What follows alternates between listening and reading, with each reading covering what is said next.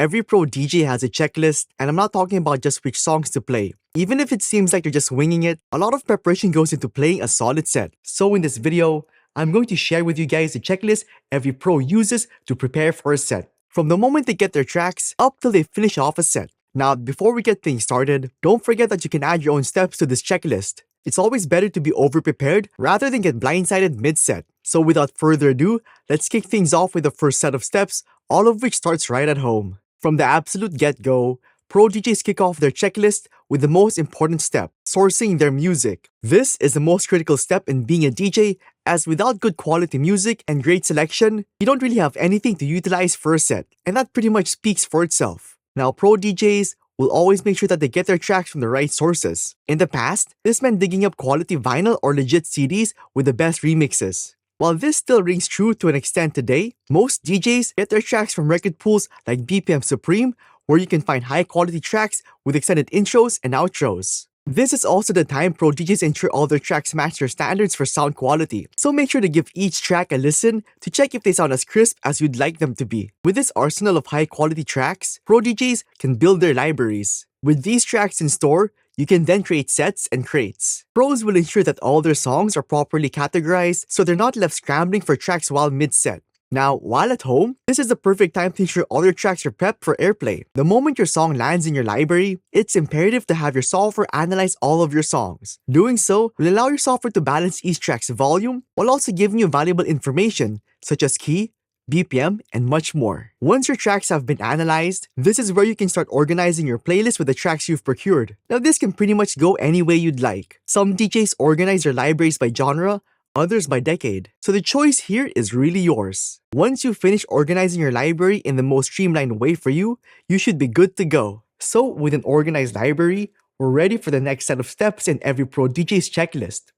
Now, this kicks in when there's an upcoming gig, and these steps ensure you're ready before you step out of the door. With a gig lined up, the first thing pro DJs do is to do research on the venue. Are they playing at a club or a bar? What do crowds there usually like? What genre works best for the place? What time is your set? These are questions you should always be asking. After all, you wouldn't want to go too hard or too soft when playing. This will also determine which playlist you're going to be reaching into for your set.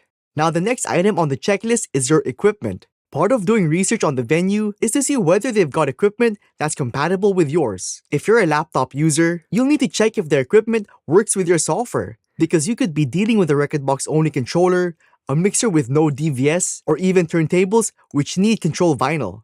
Sometimes, a venue doesn't even have hardware, meaning you need to bring your own gear. Speaking of hardware, this is the next item on every pro DJ's checklist. Make sure you have everything you'll possibly need for your set. In this scenario that you do need to bring your own gear, always make sure you have the right cables for the job. So make sure to pack a pair of extra RCAs or XLRs in your bag. Now, for the main hardware, always check that you have all the essentials in your bag before you step out the door. Make sure that you've packed your laptop, charger, cables, dongles, and your headphones. Likewise, depending on your setup, make sure you have your control CDs, vinyl or USBs, as well as any hardware like a DVS box with you. Once you finish checking twice, you can get yourself to your gig. Now, once you arrive, you're not in the clear just yet. Pro DJs will make sure that everything is set before they hit the decks. Once you get into the DJ's booth, check the equipment. First off, make sure everything you'll be using is functional. If there's a full setup, make sure the mixer is completely neutral. Check to see if the EQ and trim knobs are all at the 12 o'clock position, that the effects button is turned off, that the crossfader is centered, and that if music is already piping through, that the VU meters aren't redlining.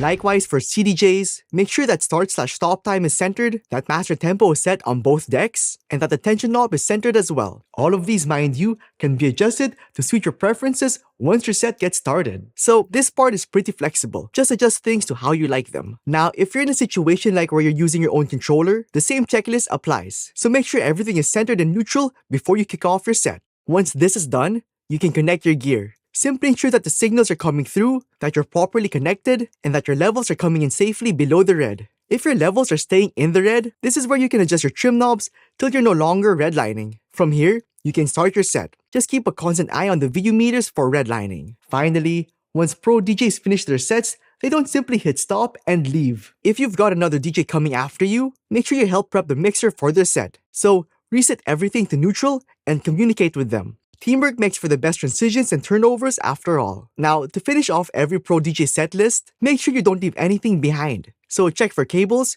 your headphones, and most importantly, your USBs. From my years of experience, the latter is the most often forgotten item by many DJs, myself included. Now once you're sure you've got all your equipment, you're good to go. And there we go.